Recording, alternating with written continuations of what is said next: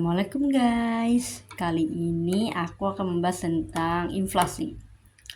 Sebelum itu aku ingin disclaimer bahwa aku juga masih belajar sehingga mungkin banyak kesalahan di dalam video ini. Sehingga teman-teman bisa komentar di kolom komentar dan juga bisa berdiskusi sama aku di kolom komentar. Oke.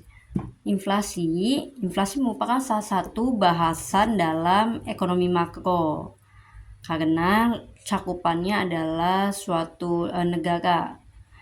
Makro itu adalah suatu negara.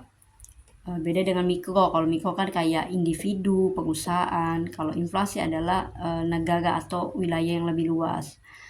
Inflasi sendiri biasanya diukur oleh Badan Pusat Statistik atau BPS menggunakan indeks harga konsumen. Pada dasarnya, inflasi bisa dihitung oleh bermacam-macam indeks, seperti indeks harga petani, indeks harga perdagangan besar, namun yang sering dilakukan adalah dengan indeks harga konsumen.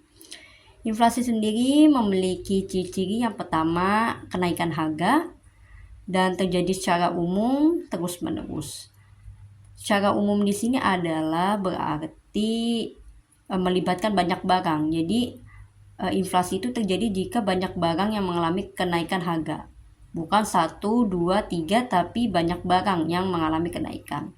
Terus menerus artinya apa? Berarti dalam jangka waktu yang panjang. Biasanya diukur dari berapa bulan, 3 bulan, 6 bulan, atau 1 tahun. Jika kenaikannya masih harian, mingguan, itu belum bisa dikatakan inflasi. Jadi kenaikan harga dikatakan inflasi apabila terjadi secara umum di banyak barang dan terjadi terus-menerus dalam jangka waktu yang panjang. Kali ini aku akan membahas jenis-jenis inflasi menurut penyebabnya, yaitu yang berhubungan dengan pergeseran kurva.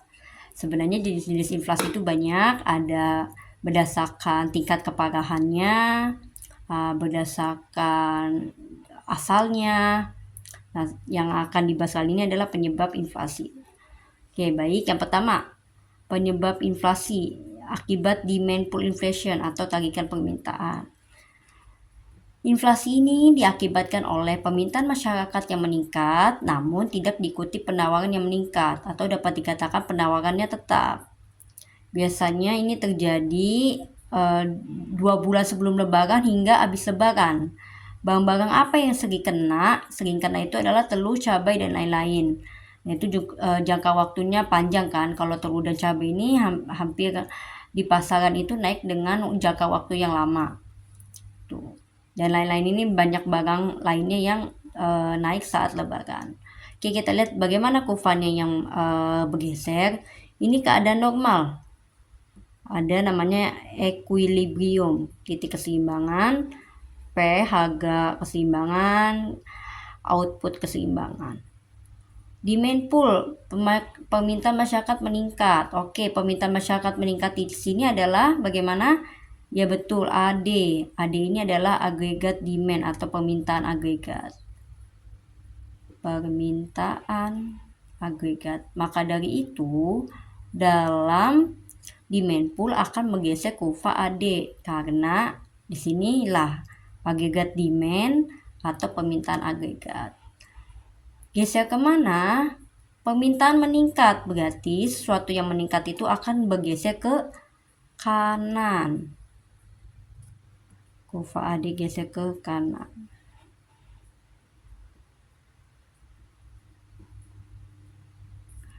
Permintaan agregat. Nah, apa akibatnya dari pergeseran kurva AD? Dapat kita lihat keseimbangan berubah dari sini pindah ke sini. Kita lihat keseimbangan baru. Nah, akibatnya apa? Dapat kita lihat terbentuk P dan Y baru. Harga naik dan output nasional naik juga. P dan Y naik. Saat AD geser, P dan Y naik. Jadi apa yang dapat kita simpulkan? AD naik, maka akan menyebabkan P dan Y naik. AD naik, ingat ya, tapi AS-nya tetap. AS tetap. Nah, ini demand pull. Geser dia ke kanan.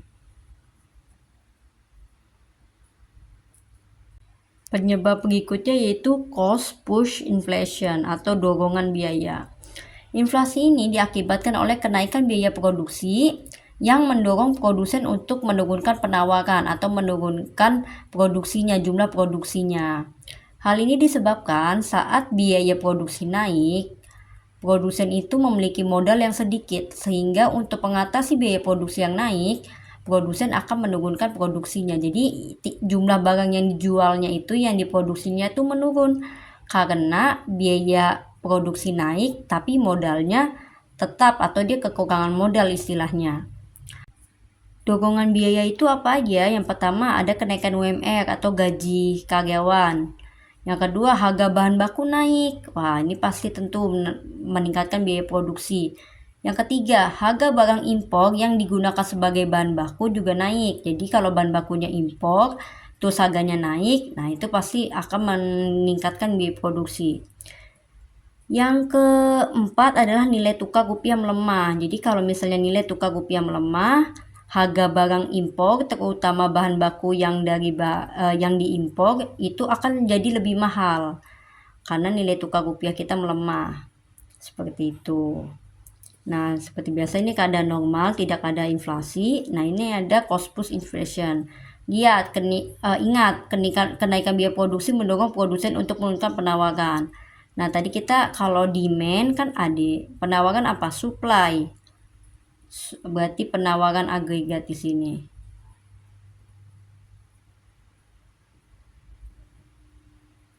Menurunkan berarti ke fas geser ke, ya betul, kalau berturun-turun itu adalah dia geser ke kiri. AS geser ke kiri. Kita lihat ini sebelum inflasi di sini. Nah, bagaimana setelah inflasi yang diakibatkan oleh cost push? Kita lihat ada keseimbangan baru. Y1 dan P1. Akibatnya adalah ternyata harga naik, seperti ya karena inflasi ya pasti harga naik. Tapi Y atau output nasional turun. Kita lihat ini kan Y awal nih, ya kan. Terus karena ada ini turun. Berarti dapat disimpulkan AS turun. Akibatnya adalah P naik, harga naik tapi output nasional turun. Oke. Berarti lihat. Nah, yang terakhir ada mixed inflation atau gabungan demand pull dan cost push.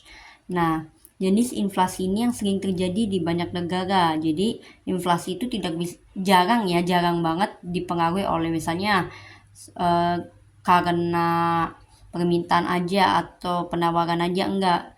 Seringnya terjadi karena mixed inflation. Contohnya itu misalnya kenaikan harga cabai pada tahun 2024. Cabai ini salah satu komoditas yang sering menyumbangkan inflasi di Indonesia. Cabai, telur, rokok juga. Dapat kita lihat nih, saat tahun 2024 itu kan agregat demand itu meningkat tuh, cabai diminta banyak saat lebaran.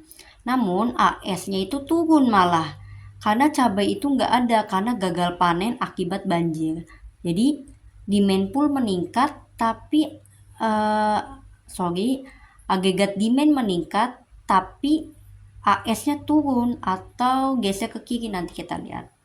Oke, ini keadaan normal nih, nggak ada inflasi. Kita lihat yang ini nggak ada inflasi.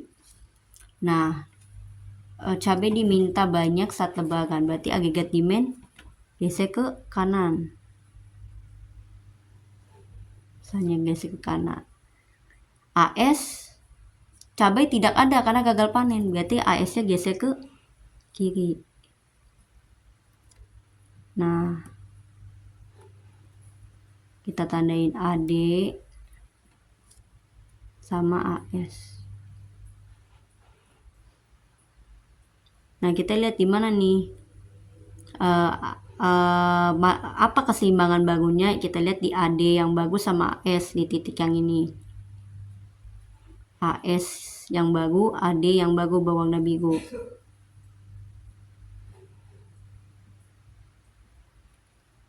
Kita lihat ternyata Y-nya tetap. Y-nya tetap nih. Tapi P-nya nih naik nih. Kita lihat ya, P-nya adalah naik.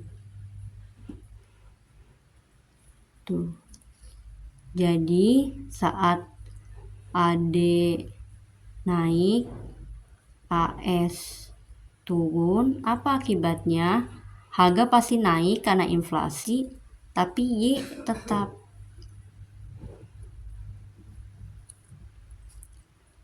Pada kenyataannya, Y di mix inflation ini adalah bersifat ambigu, bisa naik, bisa turun, atau bisa juga tetap. Seperti itu. Sekian video kali ini, semoga bermanfaat. Untuk teman-teman yang tertarik mempelajari ilmu ekonomi lebih dalam lagi, aku membuka privat, yaitu Privat Ekonomi by Nafa. Bisa dikunjungi Instagramnya yang tertera pada layar. Sekian dari aku, terima kasih.